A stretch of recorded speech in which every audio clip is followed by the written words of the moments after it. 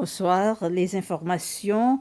C'était une décision du gouvernement des Seychelles de faire partie de l'opération appelée Prosperity Guardian en mer Rouge. C'est le vice-président Ahmed Afif qui a fait cette déclaration à l'Assemblée nationale ce matin lorsqu'il répondait à une question d'avis privé du chef de l'opposition, Sébastien Pillet. Monsieur Afif a déclaré que dans les situations concernant la sécurité d'un pays, il n'y avait pas de nécessité de faire des consultations et il a rappelé aux députés que les Seychelles font partie des forces maritimes combinées, soit Combined Maritime Forces, depuis 2009.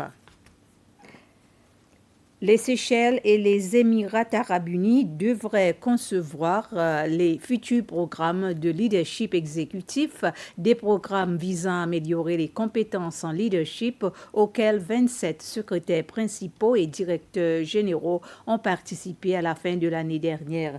Le vice-ministre émirati chargé des affaires ministérielles pour la compétitivité et l'expérience, Abdullah Nasser Louta, s'adressait aux secrétaires principaux lors d'une réunion à National House hier soir. M. Louta est en visite officielle aux Seychelles pour dialoguer avec les diplômés de ce programme de leadership et ce afin de recueillir des commentaires et d'élaborer de futurs programmes de leadership exécutif sur mesure. Des programmes qui répondent aux exigences spécifiques des Seychelles pour améliorer et développer la fonction publique. Les services postaux des Seychelles, en partenariat avec l'Union postale universelle, ont lancé un forum pour les petits États insulaires en développement, les PED. Le forum se concentre sur le système numérique et la technologie au sein des services postaux des PED. Les participants sont en train d'aborder également les défis auxquels sont confrontés ces États et ils sont en train également de chercher des solutions pour lutter contre ces problèmes.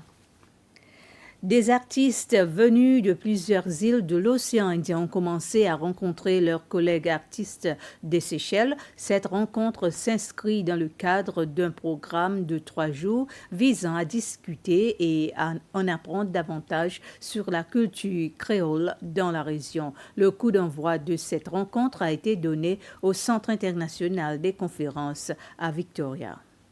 Ces programmes d'activité baptisés Rencontres créoles des Seychelles rassemblent des artistes des îles comme Maurice, Madagascar, ainsi que ceux du département français de la Réunion et bien sûr des artistes venus des Seychelles.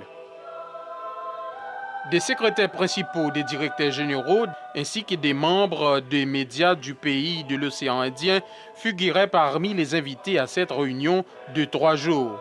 Les participants sont en train de discuter de plusieurs questions.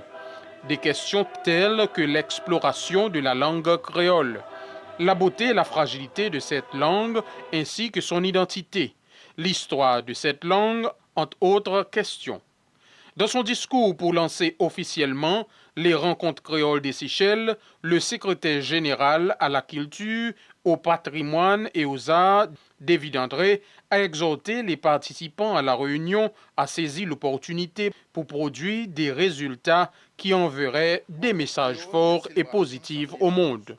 Des messages à propos des contributions que les artistes et les arts pourraient apporter à un monde meilleur. Malgré nos différences, nous partageons une humanité commune qui transcende les frontières, les langues et les histoires. Dans notre monde interconnecté, comprendre et apprécier la rencontre créole n'est pas seulement un acte d'appréciation culturelle, c'est un appel à l'action.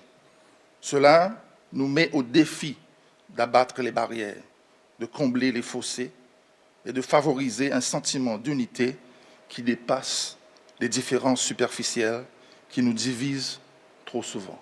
Lors de la cérémonie d'ouverture des rencontres créoles des Seychelles, le groupe musical La Flamme a mis les invités dans une ambiance de détente. Ainsi s'achève ce flash d'information. Merci de votre attention.